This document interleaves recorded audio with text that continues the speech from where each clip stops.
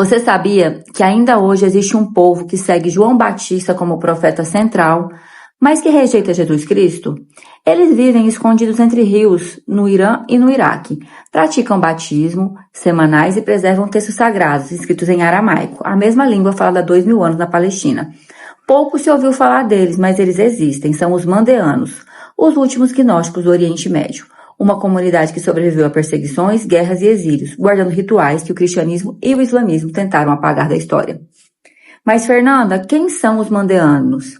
Os mandeanos formam uma religião gnóstica, ou seja, baseada na ideia de que a salvação vem pelo conhecimento espiritual, a gnose.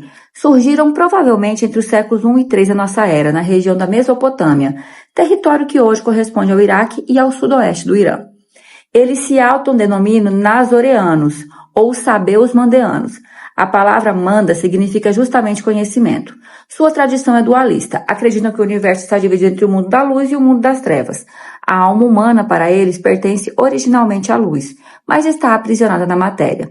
O objetivo, segundo eles, de vida é retornar à luz por meio do conhecimento e da purificação. A figura central da fé mandeana é João Batista.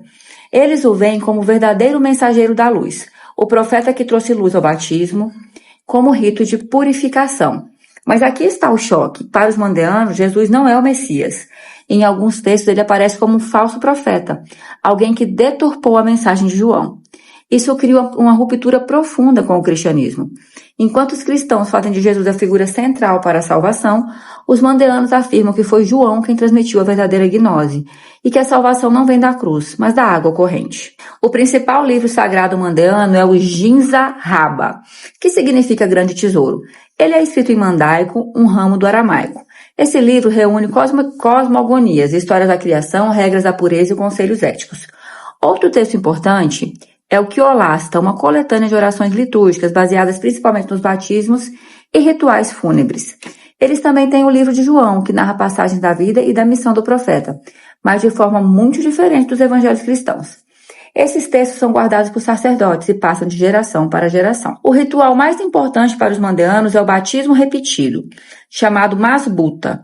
Diferente do cristianismo, onde o batismo é único e de iniciação, no mandeísmo ele é praticado várias vezes ao longo da vida, sempre realizado em água corrente, em rios como o Tigre, o Eufrates ou o Carum. A cada batismo, o fiel mergulha 3 vezes na água, vestido apenas com túnicas brancas, que simboliza a pureza. O batismo serve para a purificação espiritual, perdão dos pecados e renovação da alma. Outro ritual importante para eles é a Mazikta, uma cerimônia fúnebre que busca conduzir a alma do falecido de volta ao mundo da luz. Eles são cristãos? A resposta direta é não. Apesar de compartilharem símbolos com o batismo e o uso do aramaico, os mandeanos não são cristãos. Eles rejeitam Jesus como Messias, rejeitam a cruz como símbolo da salvação e não seguem a Bíblia cristã. Na verdade, os mandeanos são uma religião independente que preserva elementos do ambiente religioso do século I, mas que desenvolveu doutrinas próprias. Isso os coloca numa posição única. São uma das últimas religiões gnósticas vivas, descendentes de uma tradição que floresceu nos primeiros séculos da Era Comum. Com o cristianismo, os mandeanos partilham o batismo como prática simbólica, mas divergem totalmente da figura de Jesus. Para eles, a salvação vem do conhecimento da água, não do sacrifício na cruz. Com o judaísmo, eles compartilham a ideia de pureza ritual e algumas tradições semíticas, mas não seguem a Torá nem a aliança mosaica. Com o islamismo, eles vivem sob domínio muçulmano há muitos séculos e nesses períodos foram reconhecidos como o povo do livro, mas não seguem o Alcorão nem reconhecem Maomé como profeta. Hoje, os mandeanos somam entre 60 e 100 mil pessoas no mundo. No Iraque, que já foi o centro da religião, restam menos de 5 mil após décadas de perseguição, especialmente após 2003. No Irã, vivem cerca de 10 a 15 mil. Nas últimas décadas, eles se refugiaram na Austrália, Suécia e Estados Unidos, principalmente no estado do Michigan.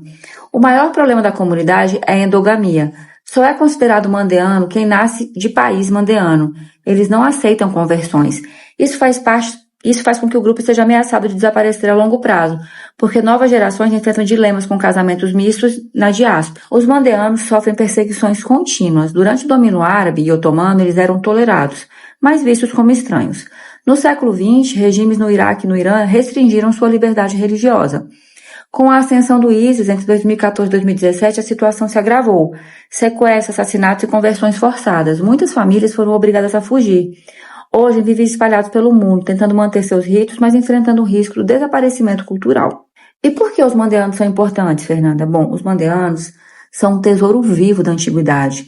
Representam uma religião que se desenvolveu no mesmo ambiente histórico do cristianismo, mas seguiu um caminho próprio. Enquanto o cristianismo venceu politicamente, amparado pelo Império Romano, e aí ele se tornou religião imperial e depois global, os mandeanos sobreviveram à margem, como uma memória subterrânea de um tempo em que várias normas de fé disputavam espaço no Oriente Médio. Eles nos lembram que o cenário religioso do século I era plural.